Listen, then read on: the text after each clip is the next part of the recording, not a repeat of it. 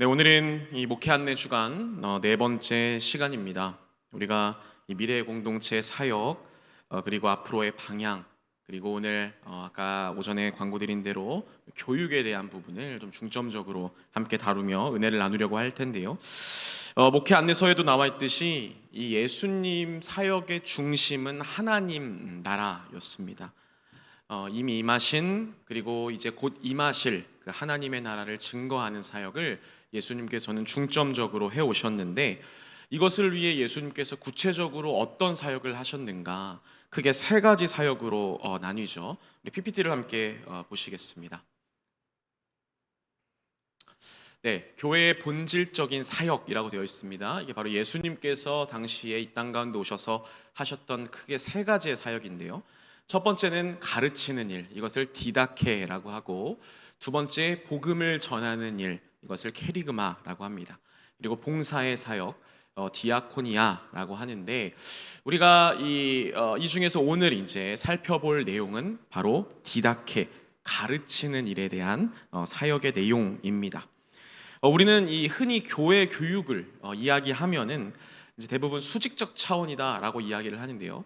근데 이 말을 오해해서 이해를 하시는 분들이 있습니다. 뭐냐면 마치 이 교육이라는 것이 특정 연령대 혹은 교사들만이 짊어지는 사역이다.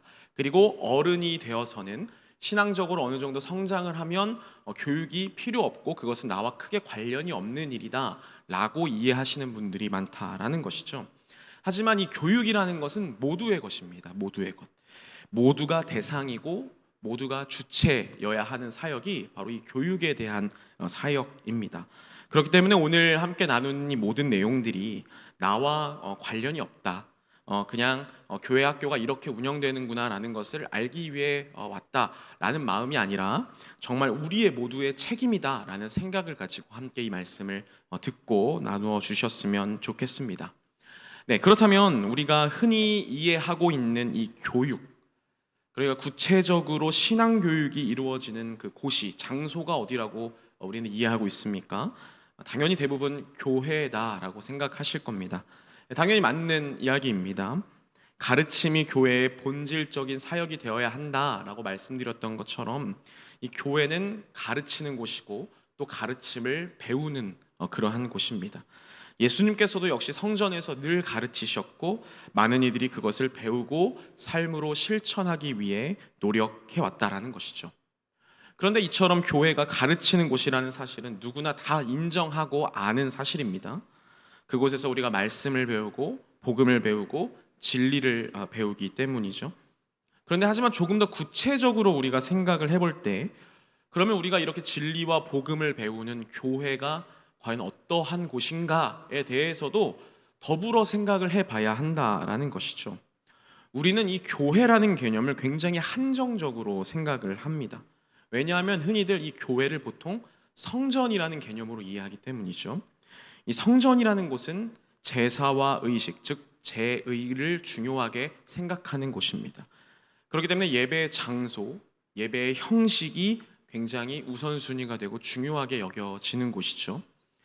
그러다 보면 어떠한 결과로 나타나냐면 이 예배 공간에 대한 중요성을 굉장히 크게 가져가는 그러한 모습으로 나타납니다. 교회라는 곳은 당연히 성전이라는 개념도 있어서 당연히 함께 모여 이 공간에서 예배를 드리는 것도 필요한데 그런데 교회라는 곳이 단순히 성전이라는 의미만을 가지고 있는 곳은 아니라는 겁니다. 교회라는 곳은 어떠한 또한 개념이 있냐면 바로 회당이라는 개념이 있습니다. 회당. 그러니까 이 회당이라는 개념이 무엇이냐면 자녀들을 신앙으로 가르치는 곳이 바로 회당입니다. 그러니까 교회의 개념을 우리는 성전으로 한정하는 것이 아니라 말씀을 가르치고 배우는 모든 공간, 즉 회당이라는 개념으로도 인식을 해야 한다라는 것이죠. 즉 교회가 이렇게 교회는 우리가 지금 이 자리에 모여서 함께 예배드리는 이 장소를 말하는 것이기도 하지만 결국 궁극적으로 교회는 바로 내가 지금 서 있는 그곳이 교회여야 한다라는 겁니다. 그러니까 그곳은 지금 여기일 수도 있고요. 이제 여러분들이 삶의 자리로 돌아가서는 그 삶의 자리가 교회여야 하는 겁니다. 여러분들의 직장이 그리고 마지막 궁극적으로는 여러분들의 가정이 교회가 되어야 한다라는 것이죠. PPT를 다시 한번 좀 볼 텐데요. 네, PPT 보겠습니다. 자, 이게 세 가지 모델이 이렇게 있습니다. 우리가 흔히 살아가는 어떤 삶의 모습입니다. 가정, 그리고 교회, 그리고 여러분들 각자 속해 있는 삶이죠. 그런데 저 가정, 교회, 삶 가운데 뭐가 쳐져 있습니까? 금이가 있습니다. 이 얘기는 뭐냐면 우리가 살아가고 있는 대부분의 삶의 모습이 이 가정과 교회와 삶이 철저하게 분리가 되어 있다라는 겁니다. 가정은 그냥 가족들과 함께 살아가는 곳, 그리고 교회는 예배를 드리는 곳, 그리고 삶은 내가 속한 직장이나 학교 이런 곳에서 자신의 역할을 감당해내는 곳, 이렇게만 우리가 이해를 하면서 살아간다라는 거죠. 이게 우리가 흔히 이해하고 있는 우리의 모습입니다. 그래서 이 역할들을 완벽하게 분리하면서 살아가는 것인데요. 근데 이렇게 분리된 모습이 지속되다 보면 문제가 생깁니다.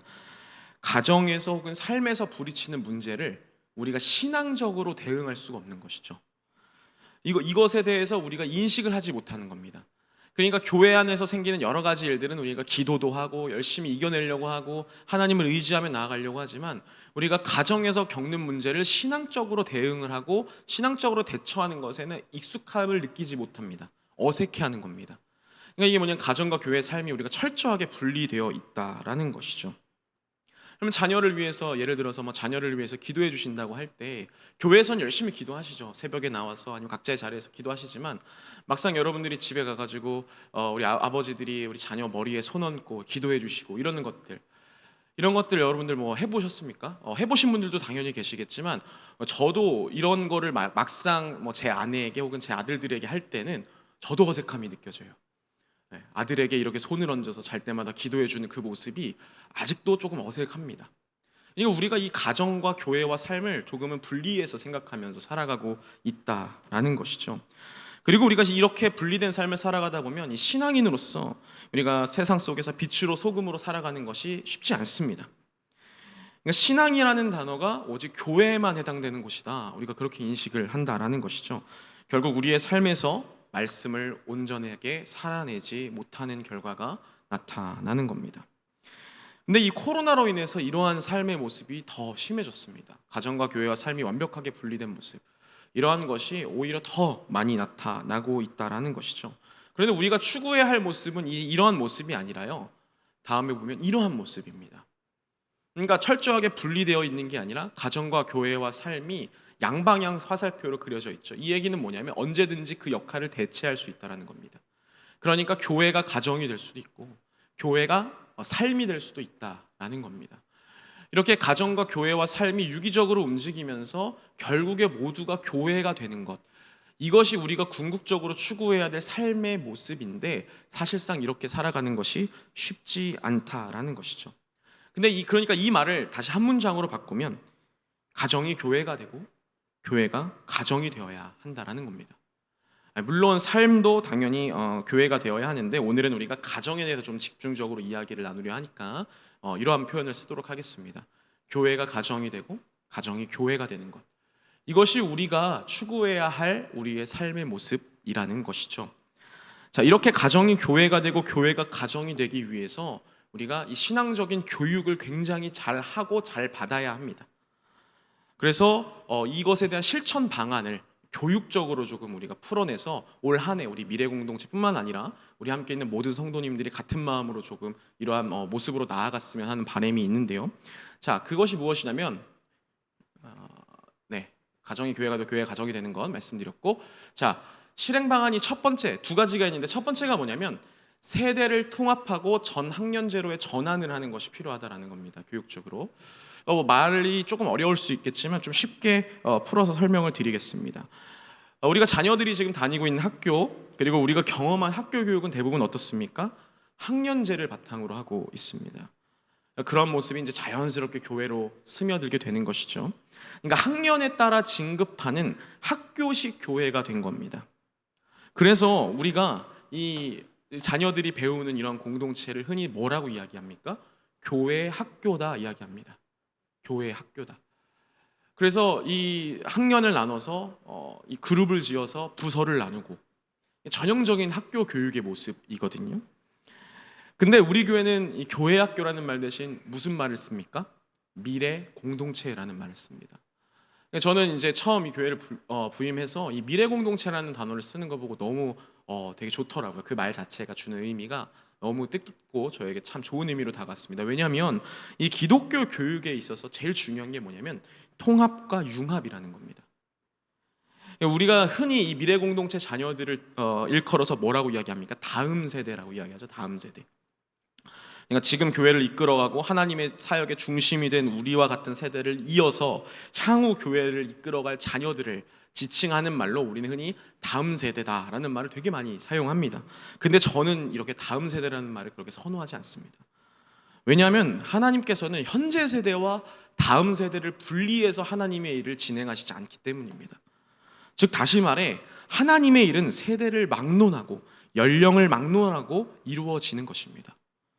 나이가 자라야만 신앙의 연차가 차야만 하나님께서 사용하시는 것이 결코 아니라 어린 아이일지라도 신앙의 연차가 얼마 되지 않았더라도 하나님께서 함께 일하시기를 원하신다면 얼마든지 그들을 통해 일하실 수 있다라는 것이죠. 그렇게 이렇게 세대를 분리하는 것은 교회 교육에 있어서 그렇게 바람직하지 않다라는 겁니다.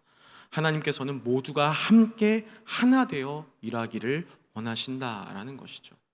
그래서 이 교회를 수직적 차원에서 우리가 교육을 한다라고 했을 때 왜 이것이 우리의 일이 아니다라고 생각을 하냐면 이 교육이라는 것은 오로지 우리의 자녀들에게만 해당되는 것이다 라고 생각하기 때문입니다.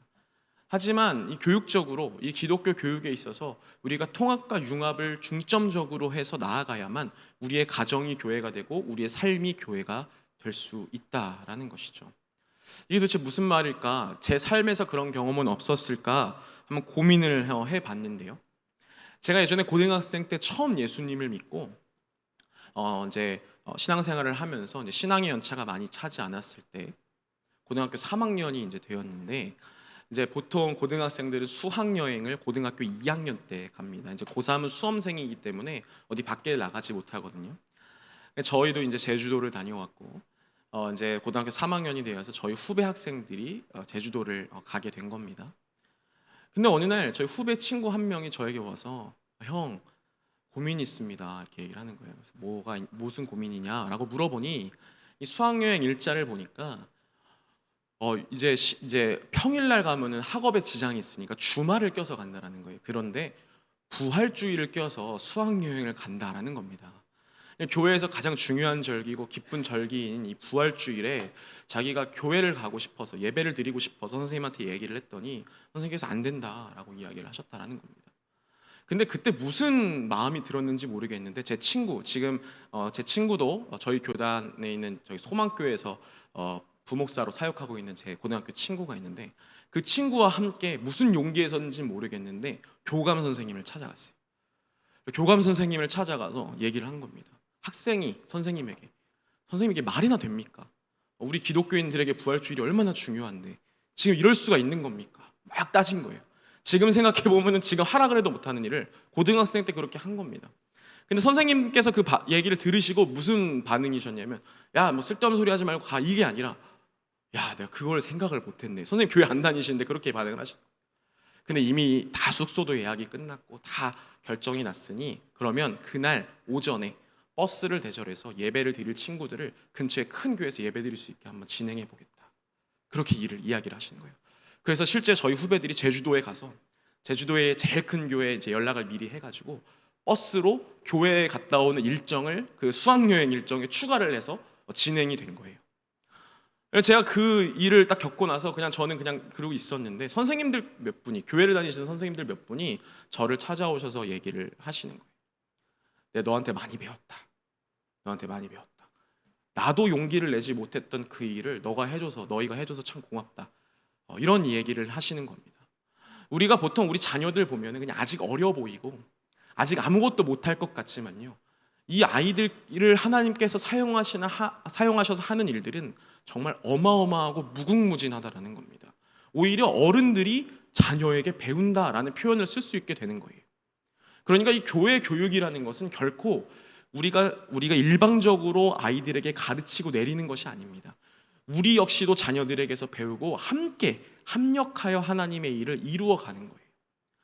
수직적 차원이라고 있는 말을 위에서부터 아래로 내린다라고만 생각하지 마시고 아래서도 위로 올려줄 수 있다라는 개념을 가지고 여러분들이 이 교육에 대한 부분을 이해하셔야 됩니다.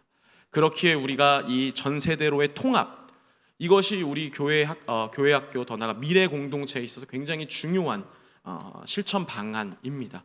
우리의 가정을, 우리의 삶을 교회로 만들어가는 아주 중요한 실천 방안인데요. 그런데 여기서 또 한 가지 중요한 게 있습니다. 그것이 무엇이냐면 우리 모든 세대가 함께 무언가를 해 나갈 수 있어야 한다는 겁니다. 이 기독교인들의 정체성이 뭡니까? 예배, 봉사, 섬김입니다. 이것을 해 나가야 됩니다. 근데 이것을 다 함께 하는 겁니다. 근데 여러분들 이거 함께 하는 게 쉽습니까? 전혀 쉽지 않습니다. 방금 이야기 드렸던 것처럼 교육이라는 것은 수직적 차원에서 서로 쌍방향에 주고받는 것이라고 했는데 결코 쉽지 않습니다. 코로나 이전에는 우리가 철저하게 분리된 예배를 드렸는데 지금은 사실 온라인으로 통해서 얼마든지 함께 예배 드릴 수 있고 함께 섬길 수 있고 함께 봉사할 수 있는 시대가 되었음에도 쉽지 않습니다.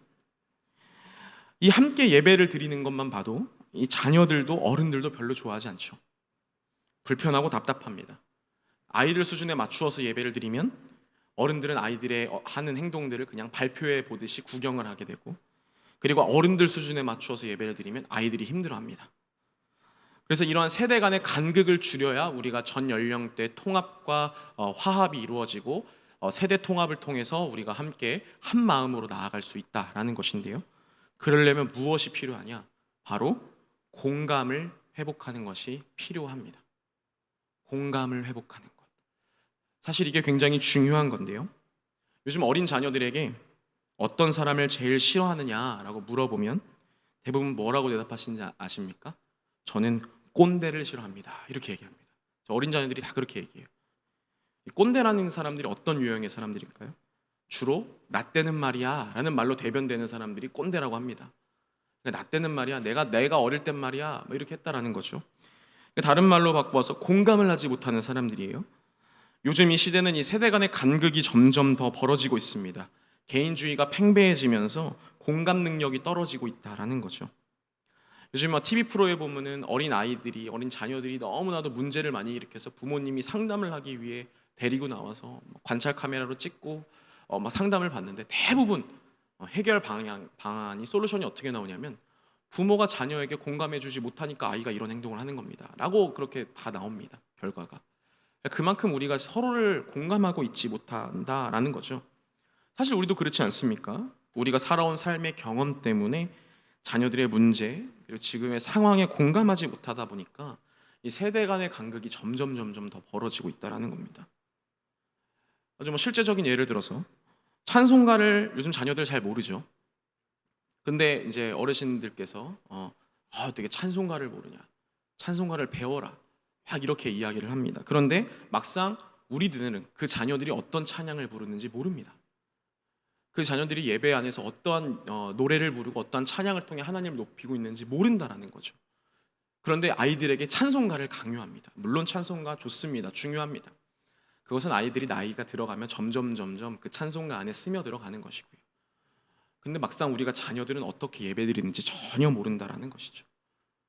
우리가 하고 있는 것들을, 우리가 신앙적으로 그동안 경험해 오고 있던 것들을 아이들에게 주입시키기 위해 계속 노력하는 겁니다. 진정한 교회 교육은 다시 한번 말씀드리지만 서로 쌍방향에 주고받는 것입니다. 세대 간의 간극을 줄이고 우리도 자녀들에게 배우고 자녀들도 우리에게 배우는 것, 이것이 진정한 교회 교육이어야 한다라는 겁니다. 그렇기에 우리는 서로를 공감해주고 서로의 문화를 이해할 수 있는 그러한 모습을 갖고 살아가야 한다라는 것이죠. 이것이 우리의 가정이 교회가 되고 우리의 삶이 교회가 되는 아주 중요한 첫 번째 방안입니다. 그리고 우리가 이것을 위해서 우리 미래세대 공동체가 앞으로도 계속해서 노력을 할 예정입니다. 세대 통합 예배도 당연히 드릴 것이고요.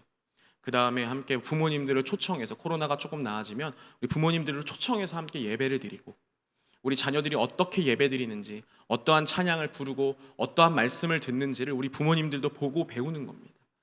그리고 마찬가지로 우리 자녀들도 우리 어른들이, 우리 부모 세대들이 어떻게 예배를 드리고 어떻게 신앙생활을 하는지 보고 배우는 겁니다. 이러한 노력들을 이제 계속해서 해 나갈 것입니다. 그렇게 우리가 우리 자녀들을 일방적으로 가르쳐야 한다는 마음이 있다면 그 마음들을 버리고 우리 자녀들에게도 배울 수 있는 그런 겸손한 마음을 통해 진정한 교회 교육이, 진정한 하나님의 교육이 이 마포교회 안에서 이루어지길 간절히 축원합니다. 그리고 이 가정이 교회가 되고 우리의 삶이 교회가 되는 아주 중요한 두 번째 실천 방안이 있는데요. 그것이 바로 가정 예배의 회복입니다. 이것을 우리가 잘 해나가야 합니다. 하나님께서 이 땅 가운데 가장 처음 만드신 공동체가 뭡니까? 가정이에요. 가정. 아담과 하와를 만드시고 둘이 부부가 되게 하시고, 그리고 가정이라는 공동체가 창세 때에 만들어졌습니다. 그리고 성경의 역사는 대부분 가문과 가정의 역사였습니다. 초대 교회의 모습도 가정 공동체의 모습과 거의 흡사했습니다. 사도행전 2장에 이렇던 초대교회의 모습 어떻습니까? 함께 음식을 나누고 함께 떡을 떼고 함께 기도하고 함께 예배하는 그런 공동체였습니다. 서로의 소유를 나눴다라고 되어 있죠. 서로의 소유를 나누는 건 모르는 사람들끼리 절대 못합니다. 아무리 친해도 잘할 수 없습니다. 하지만 소유를 나눈다는 것은 누가 할 수 있는 일입니까? 가족이 할 수 있는 일이죠. 그러니까 초대교회의 모습은 가족의 모습과 아주 닮아 있다라는 겁니다. 그런데 이 시대가 점점 지나가면서 우리는 이 가정을 교회, 예배드리는 공동체라고 생각하지 않습니다.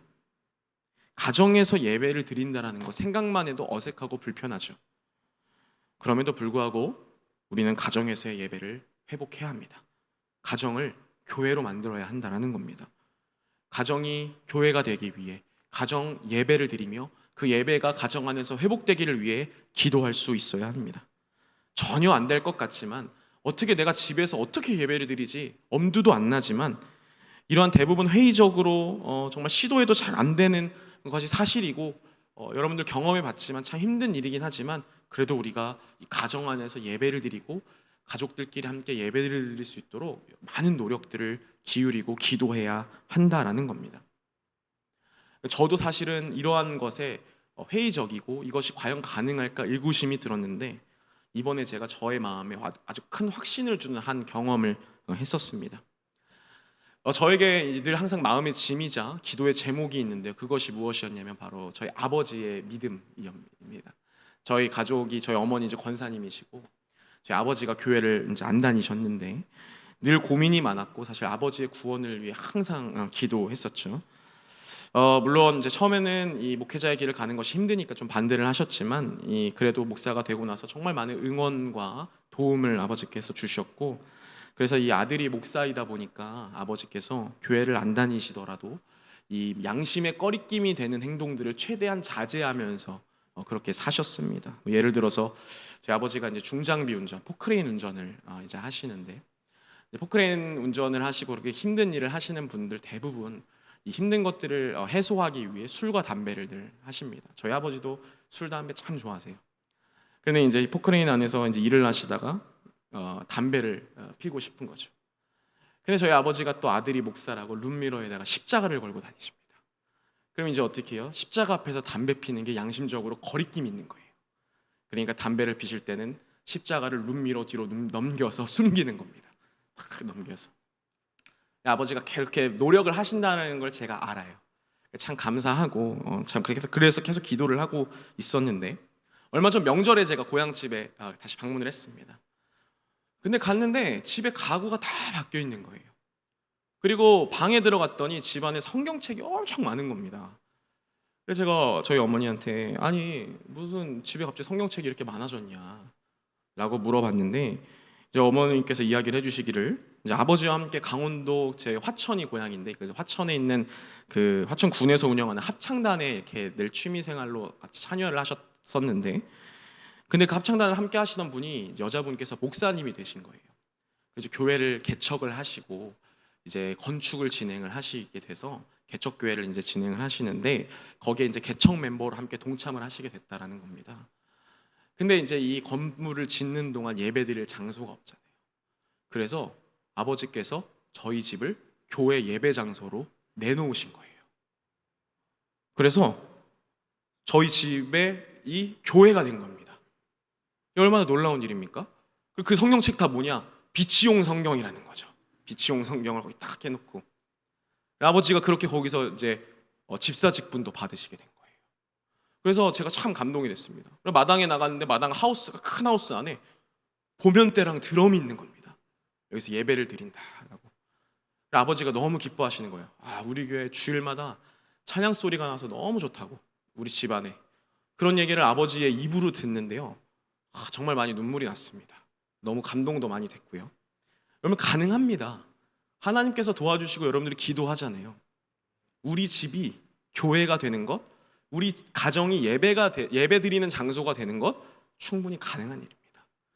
우리의 가정을 그렇게 만들어 가시길 주님의 이름으로 축원합니다.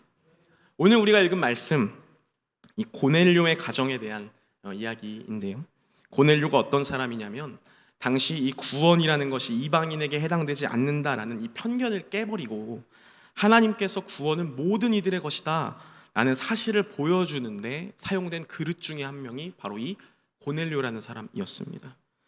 그래서 이 베드로가 하나님의 부르심으로 고넬료의 가정에 방문해서 세례를 주고, 그리고 이 사건을 계기로 예루살렘 회의가 열려서 이방인에게도 구원이 있다라는 것이 공식적으로 이제 인정이 되는 출발점이 됐다라는 것이죠. 정말 위대한 일입니다. 이 위대한 일에 고넬료의 가정을 쓰신 이유가 바로 오늘 우리가 읽은 말씀에 등장을 합니다. 오늘 읽은 말씀 2절, 짧은 말씀이지만 아주 잘 나타나 있는데 그 중에 2절 말씀을 제가 다시 한번 읽어드리겠습니다. 그가 경건하여 온 지방과 더불어 하나님을 경외하며 백성을 많이 구제하고 하나님께 항상 기도하더니 라고 되어 있습니다. 이게 고넬료의 가정의 모습이었는데, 이 말씀을 메시지 성경 조금 더 쉽게 바꾸어서 제가 읽어드릴 텐데요. 글씨가 조금 틀어졌는데 제가 읽어드리겠습니다. 그는 자기 집안 사람들 모두가 하나님 앞에서 예배하며 살도록 이끌었다. 뿐만 아니라 늘 어려운 사람들을 도와주었고 기도가 몸에 배어 있었다. 고넬료가 이 이방인도 구원을 얻을 수 있다, 이 하나님의 복음 사역에 엄청 큰 이 위대한 사역에 도구로 쓰임 받을 수 있었던 이유가 뭐였냐면 그의 집안이, 그의 가정이 예배하는 공동체였기 때문입니다. 기도가 몸에 배어 있었다라는 거죠. 그리고 가장으로서 가족의 모든 구성원들이 예배할 수 있도록 권면하고 그렇게 강권하여서 우리 가정을 예배하는 공동체로 만들었더니 하나님이 그 가정을 사용하셨다라는 겁니다. 여러분, 우리의 가정이 예배하는 공동체가 되면 하나님께서 우리의 가정을 하나님의 위대한 일에 사용하신다라는 겁니다. 여러분들, 교육의 가장 중요한 것 무엇이냐면 방금 아까 말씀드렸던 것처럼 세대 통합, 세대 간의 간극을 줄이고 우리가 자녀에게 배울 수 있고 자녀들도 우리에게 배울 수 있는 그런 쌍방향의 교육이 일단은 교회 안에서 이루어져야 하고, 그리고 두 번째로 정말 중요한 건 뭐냐면 우리의 가정이 예배드리는 공동체가 되어야 한다는 거예요. 자녀들과 함께 예배드릴 수 있어야 한다는 거예요. 집에 가면 잔소리가 나오는 게 아니라, 집에 가면 질책의 소리가 나오는 게 아니라, 공부하라는 이야기가 나오는 게 아니라, 집에 가면 우리 찬양할까? 기도할까? 예배할까? 라는 그러한 말이 나올 수 있어야 한다는 겁니다. 여러분들, 그렇게 우리의 자녀들을 예배로 교육시키고 함께 예배하는 공동체가 될 때 이 교회 안에서 이루어지는 교육으로는 한계가 있다는 거죠. 그것이 가정으로 이어져 가야 정말 진정한 하나님의 나라, 하나님의 사역들이 이 땅 가운데에서 이루어질 수 있다라는 겁니다. 그렇게 우리가 계속 기도해야 합니다. 하나님, 우리 가정이 예배하는 공동체가 되게 하여 주옵소서. 늘 우리 가정 안에 찬양이, 기도 소리가 끊어지지 않게 하소서.